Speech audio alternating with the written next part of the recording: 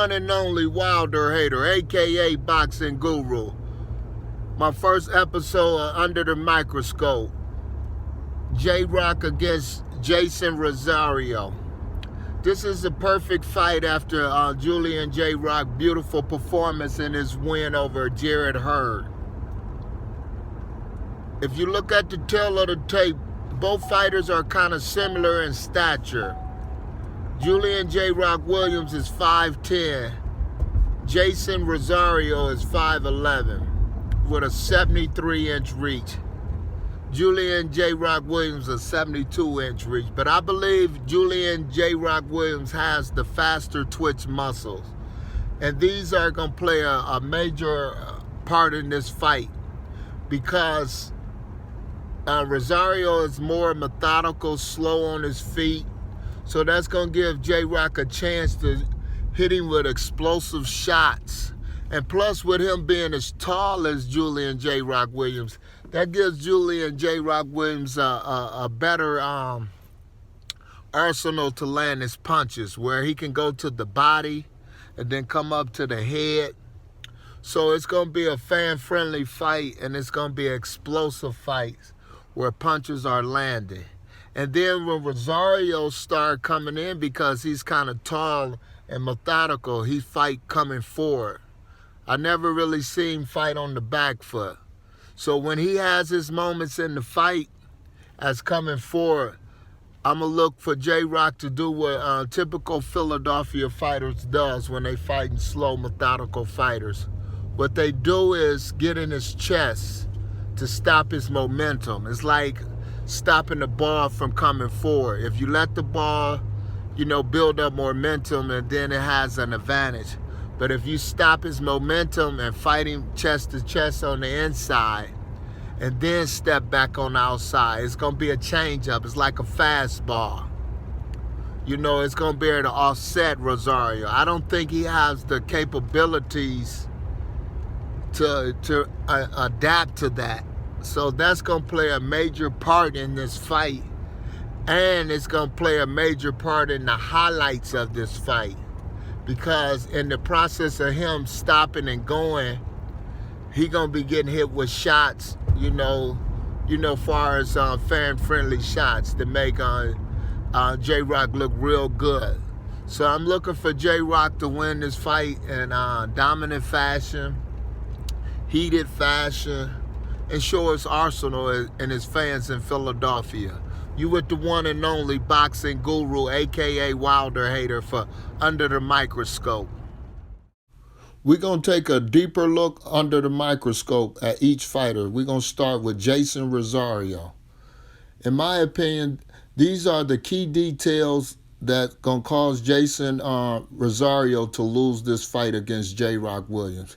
His ineffectiveness to fight off the back foot and to fight close. If you watch this fight against him and Gallimore, Jason is a come forward type of fighter, but at a certain pace because he's very methodical. Once Gallimore slip past his jab and get close to him, it's going to offset Jason. He's not going to be able to function, throw any type of punches. He's going to be on the running. He's going to be getting hit. And when JRock touch him, it's going to be a different ball game because JRock is a more better inside fighter than Gallimore, in my opinion. Because JRock has that Philadelphia type of style, rough and rugged on the inside. Like he did against Jared Hurd. It was beautiful work to be able to stop Jared in his tracks and stay in his chest so Jared couldn't get his momentum going. He going to do this again. If you watch carefully how Gallimore just clipped Rosario, have him on the back foot. Even though Rosario is fighting back, to me he's not effective. He's not using his foot movement to slide out of there to give angles. He just got clipped right there. So that's going to play a major part in this fight. So if I was his trainer, I would have him to just circle out so he can create some distance so Gallimore won't be able to tee off on him like this. And this at the top level is not going to be able to do it. If you're only one-dimensional, coming forward, methodical, it's not going to work against the top champions. at the 154-pound division. So that's why I'm picking JRock by dominant fashion by landing more punches against Jason Rosario. And plus, Jason is still kind of young. He's only 24 years old, I think. So, yeah, that's going to play a part. Based on watching right now, what I'm seeing, he's inexperienced. His trainer should have told him he should hold instead of punching with him. He needs to slow down Gallimore. So he needs to incorporate that into his fighting to be able to stop people's momentum so they won't be able to take advantage of all the punches that they're landing. And these are scoring blows that the judges going to be favoring in front of JRock. So it's very critical that Jason Rosario needs to fix this before January 18th. Because if not, I just believe he's just going to get dominated. And it's going to be fan-friendly fights because JRock going to be landing beautiful combinations because JRock is a good mid-range inside fighter. Now we take a look at the unified champ, Julian JRock Williams. If you look very carefully against her, you see the closeness of Julian Williams in this fight. See, he smothered his opponent. He's on him like a spider. It gives the bigger man no time to extend his punches, to get no leverage on his punches. That's why JRock was very effective in this fight and winning the title. And he going to do that against Jason Rosario. So if Jason lands any outside punches or give any angles, Julian will step inside and keep it close quarters like he's doing right here. This is that Philadelphia style of fighting like B-Hop, Bernard Hopkins used to do, like Smoking Joe Frazier used to do. They'll get right up on you, slip past you, and hit you with hooks to the body and to the head. So this is beautiful work because this wears down the average person who doesn't never fight under this pressure. This is major pressure that a typical B-level, C-level fighter, in my opinion, that I think Rosario is, he won't be able to handle this under this distress. So it's very important where Rosario need to hold or step around when Julian try to step in and smother his work. So it's very critical when you're fighting somebody like this to know what to do.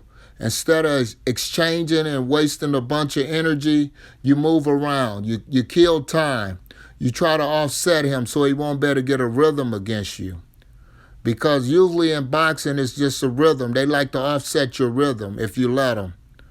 But me, if I was training him, I would have him on the back foot, moving around, popping the stick. He should have circled out. He should be popping that stick so Julian can't walk in. But now, see, he finally threw the stick, so that gave him a chance to get a breather. So now he should just relax a minute, work off his jab, try to get JRock's rhythm. Don't fall in. He's falling in, so that's technical issues that he needs to correct. See, right there, that was a good one, too, because he stayed back and used his length and got full extension on his punches.